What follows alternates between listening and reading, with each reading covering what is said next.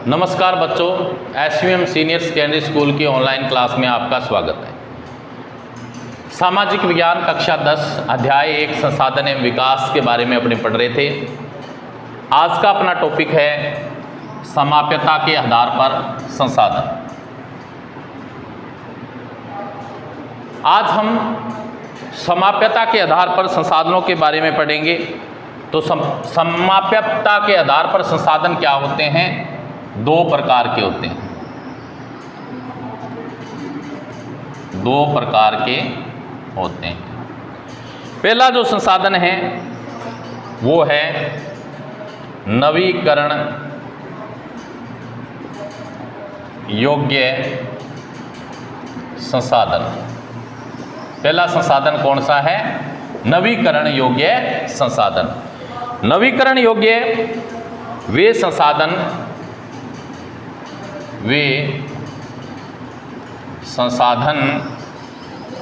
जिन्हें भौतिक,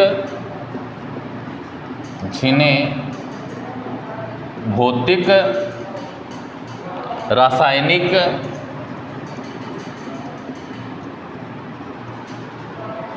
या यांत्रिक प्रक्रियाओं द्वारा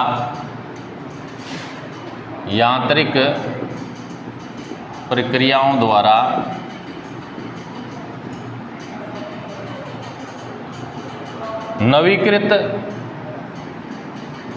या कह सकते हैं पुनः उत्पन्न किया जा सकता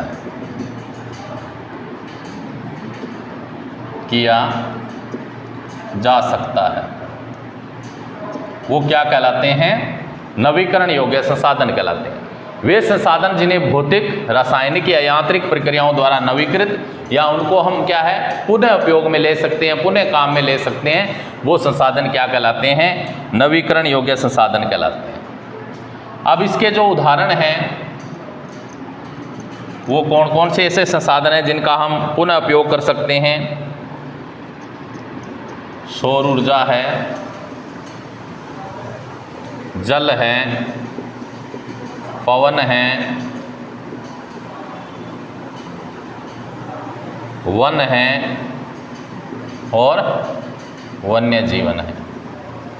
इनका हम क्या है पुनः उपयोग कर सकते हैं।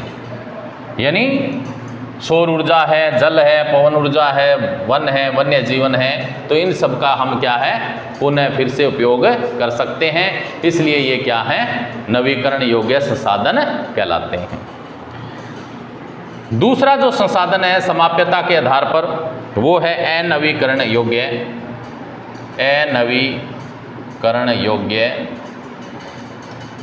संसाधन।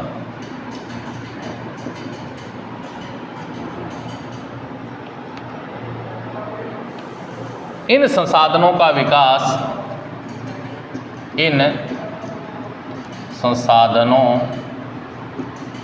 का विकास एक लंबे भूवैज्ञानिक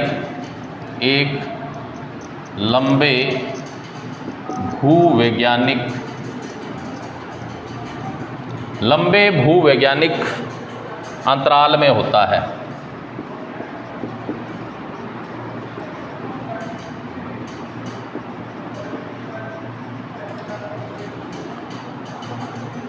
इसका उदाहरण है जीवाश्म ईंधन। क्या है? जीवाश्म ईंधन है। यानी अनवीकरण योग्य संसाधन, इन संसाधनों का विकास एक लंबे भूवैज्ञानिक अंतराल में होता है, समय में होता है, जिसका उदाहरण है जीवाश्म ईंधन।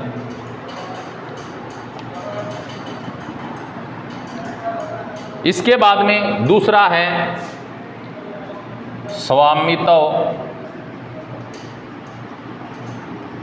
के आधार पर संसाधन। यानी स्वामित्व के आधार पर संसाधन कितने प्रकार के होते हैं उन पे चर्चा करते हैं। तो स्वामित्व के आधार पर पहला जो संसाधन है वो है व्यक्तिगत संसाधन। कौन सा है? व्यक्तिगत संसाधन। व्यक्तिगत संसाधन निजी व्यक्तियों के स्वामित्व में होते हैं, निजी व्यक्तियों के स्वामित्व में होते हैं। यानी जो निजी संसाधन होते हैं उन पे अधिकार किनका होता है? निजी व्यक्तियों का होता है, निजी स्वामित्व में होता है। जैसे भूखंड,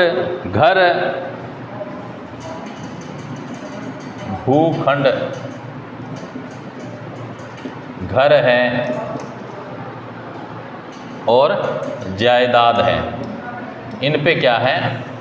निजी व्यक्तियों का स्वामित्व होता है, तो ये व्यक्तिगत संसाधन कहलाते हैं। इसके बाद में है सामुदायिक स्वामित्व। सामुदायिक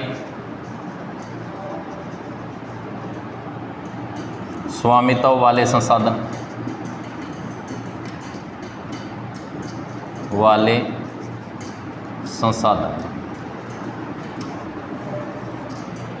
सामुदायिक स्वामित्व वाले संसाधन कौन कौन से हैं? ये संसाधन समुदाय के सभी सदस्यों को उपलब्ध होते हैं। समुदाय के सभी सदस्यों को उपलब्ध होते हैं। ये क्या है? जो समुदाय के सभी सदस्य होते हैं उनका सबका स्वामित्व इस पे होता है। जैसे गांव की जो चारण भूमि होती है, ठीक है, शमशान है,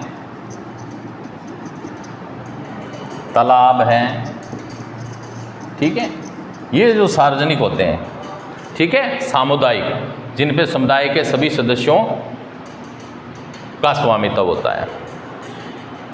इसके बाद में है राष्ट्रीय संसाधन।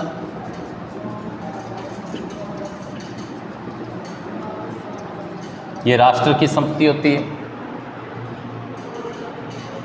तकनीकी तौर पर देश में पाए जाने वाले सभी संसाधन राष्ट्रीय होते हैं, ठीक है, देश में पाए जाने वाले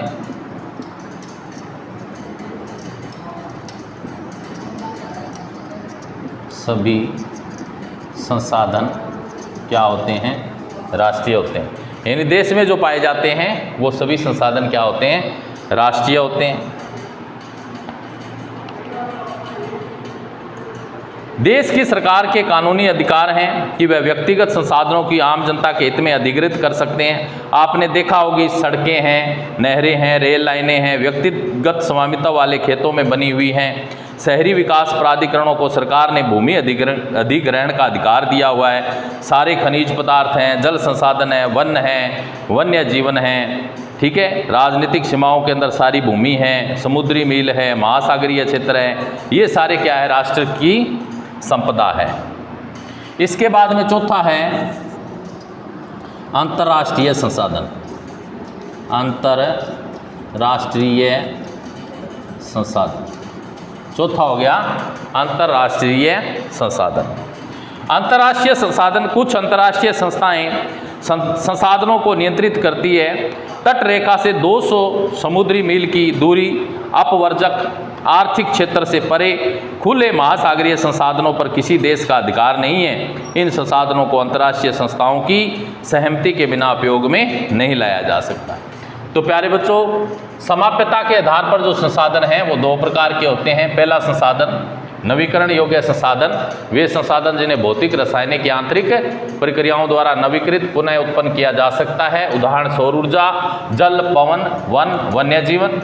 इसके बाद में अनवीकरण योग्य संसाधन है। इन संसाधनों का विकास एक लंबे भूवैज्ञानिक अंतराल में होता है। उदाहरण क्या है? जीवाश्म ईंधन। इसके बाद दूसरा जो स्वामित्व के आधार पर संसाधन हैं वो 4 प्रकार के होते हैं। कितने होते हैं? 4 प्रकार होते हैं इसके। पहला प्रकार है व्यक्तिगत संसाधन, निजी व्यक्तियों के स्वामित्व। सामुदायिक पे क्या है, समुदाय के सभी लोगों का होता है। राष्ट्रीय संसाधन, देश में पाए जाने वाले सभी संसाधन होते हैं। और अंतर्राष्ट्रीय जो संसाधन होते हैं वो कुछ अंतर्राष्ट्रीय संस्थाएं होती है, वो इन संसाधनों पर नियंत्रण करती है। तो प्यारे बच्चों, आज हमने समाप्यता के आधार पर और स्वामित्व के आधार पर संसाधनों की चर्चा की और उनके उदाहरण समझे। नेक्स्ट कल करेंगे। थैंक्स।